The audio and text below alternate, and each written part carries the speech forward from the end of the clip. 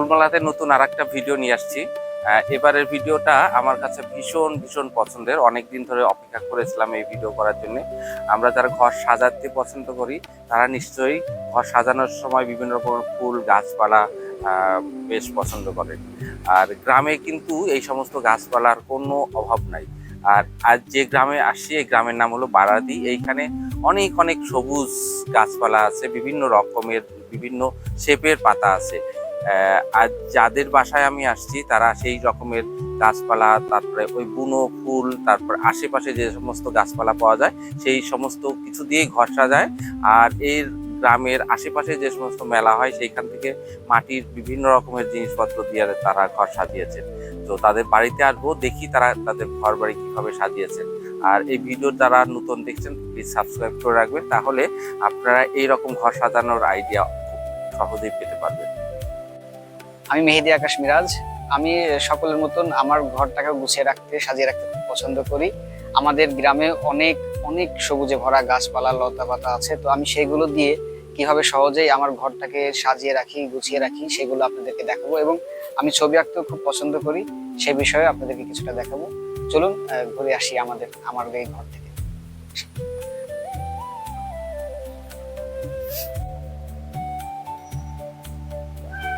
এটাই আমাদের ঘর। তো এখানে দেখতে পাচ্ছেন যে গাছপালা দিয়ে, লতা পাতা দিয়ে সাজানো সবকিছুই আপনাদের পরিচিত, এটা নতুন কিছু না। তো আমার এই গ্রাম থেকে এগুলো তুলে নিয়ে আসে এখানে সাজিয়েছি। এবং এখানে যে এটা দেখতে পাচ্ছেন, এই এই ফ্লাওয়ার ভাসটা কিন্তু আমার নিজের হাতে বানানো। এটা কিভাবে আমি বানিয়েছি সেটা আপনাদেরকে দেখাবো।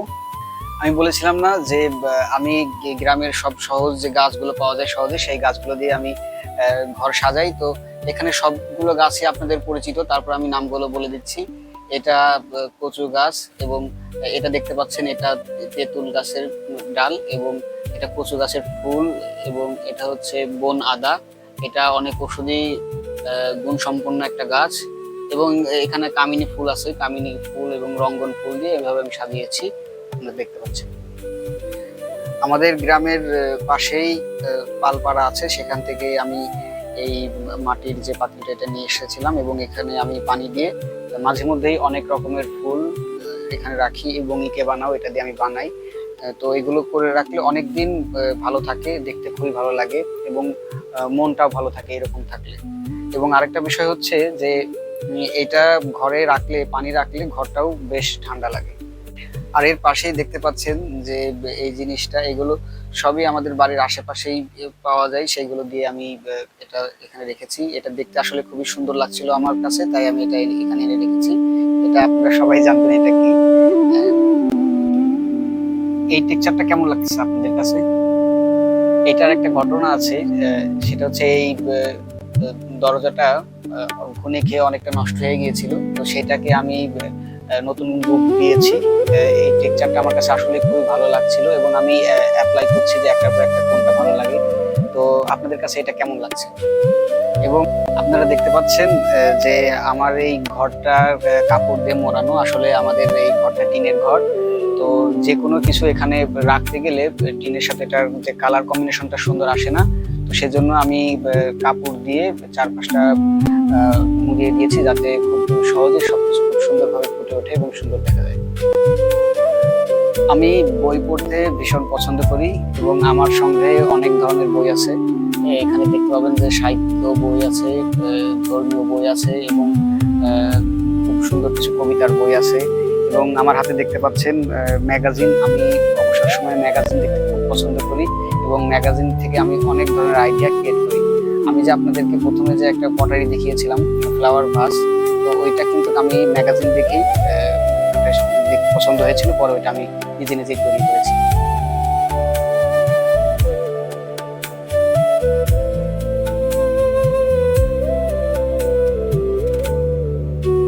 আমাদের ঘরের এই কর্নারটা আমার খুব পছন্দের। এখানে দেখতে পাচ্ছেন আমি বাঁশ গাছ দিয়ে এটা সাজিয়েছি, এবং এটার যে পাশের নিচে যে গাছগুলো দেখতে পাচ্ছেন লতা পাতা, এগুলো আমি ঠিক আমাদের এই গ্রাম থেকে ঘুরে ঘুরে লতা পাতাগুলো এখানে এখানে রেখেছি। আলপনা দিয়ে ঘর সাজাতে আমার ভীষণ ভালো লাগে। তো আপনারা দেখতে পাচ্ছেন আমি আমার ঘরের মাঝে এখানে একটা আলপনা আছে এবং তার মাঝে আমি যে একটা ইকেবানা মতন এটা রেখেছি। আর আমি এর আগেও কিন্তু সিঁড়িতে, আমার বাসার সামনে সিঁড়িতে আলপনা আঁকিয়েছিলাম, অনেক সুন্দর, সবাই খুব পছন্দ করেছিল। গ্রামের সকল মানুষরা এই আলপনাগুলো এসে দেখ, এখন এই জিনিসগুলো একেবারেই দেখা যায় না। তো এটা অনেক আগের মানুষ এগুলো এগুলো করতো বাসায় বসে অবসর সময়ে। তো এটা আমার মায়ের করা, এটা সম্ভবত 1990 সালের দিকে আমার আম্মু যখন ক্লাস 7-এ পড়তো ঠিক সেই সময়ে এটা তৈরি করেছিল। এটা আমার খুবই ইমোশনাল একটা ব্যাপার আমার কাছে। তো এটা আমি রেখে দিয়েছি আমার এই টেবিলে। দেখতে পাচ্ছেন এই ফুলটাকে আপনারা কারা কারা চেনেন? তো এটা হচ্ছে বাগান বিলাস ফুল। এটা একটা কিন্তু ল্যাম্প শেড আমি নিজেই বানিয়েছি, একদম বাসায় থাকা জিনিসপত্র দিয়ে আমি এটা ল্যাম্প শেডটা তৈরি করেছি। এটা আমার খুব পছন্দের। এবং আরেকটা বিষয় আপনারা জানেন কিনা, আমার কিন্তু একটা বাগান বিলাস নামে ফেসবুক পেজ আছে, সেখানে আমি বাগান বিলাস শাড়ি বা অন্যান্য ফুলের শাড়ি এঁকে থাকি। তো এখানে তার লোগো আপনারা দেখতে পাচ্ছেন। এবং এই ল্যাম্পশেডটা কেমন হয়েছে আপনারা জানাবেন, এবং আপনাদের যদি এরকম ল্যাম্পশেড প্রয়োজন পড়ে তাহলে অবশ্যই ইনবক্সে যোগাযোগ করবেন, আমি বানিয়ে দিতে পারবো। এই হচ্ছে আমাদের ঘর, এইখানেই আমি থাকি। আর আমি যে ঘরে থাকি সেই ঘরে অবশ্যই গুছাই রাখার একটা ব্যাপার আছে, সুন্দরের একটা ব্যাপার আছে। তো আমি এই ঘরটা সাজিয়েছি প্রকৃতি দিয়ে, আমার গ্রামের যে আশেপাশে যে সকল গাছপালা আছে, ফুল আছে, লতা পাতা আছে, সেগুলো দিয়ে আমি সাজিয়েছি। আমি যেন মনে হয় যখন আমার ঘরে থাকি তখন মনে হয় যেন আমি প্রকৃতির মাঝেই আছি। এটা আসলে আমার খুবই ভালো লাগে, আমার মনটাকে একদম শান্ত রাখে। এটাই আমাদের ঘর। তো প্রকৃতি দিয়ে, গ্রামের আশেপাশে যে সকল গাছ আছে, লতা আছে, সেগুলো দিয়ে আমি ঘর সাজিয়েছি। এবং আমার যে খুঁটিনাটি কিছু কাজ, হ্যান্ডক্রাফটের মতন, এগুলো করে আমি ঘরগুলো সাজিয়েছি। এই ঘরটা দেখতে আপনাদের কেমন লেগেছে? তো যদি ভালো লেগে থাকে অবশ্যই আপনারাও আপনাদের ঘরে এভাবে সাজাবেন। এবং আপনারা যদি কখনো কোনো ঘর ভালোভাবে সাজিয়ে থাকেন সেগুলো আমাকে দেখাবেন। তো ঘুরে ঘুরে দেখলাম এই গাছপালা দিয়ে সাজানো ঘর, আমার তো ভীষণ ভালো লেগেছে। আর যারা এরকম করে ঘর সাজায়, প্রতিবারই আমি নতুন কিছু শিখি সেই সমস্ত ঘরে গিয়ে। আজও অনেক কিছু শিখলাম।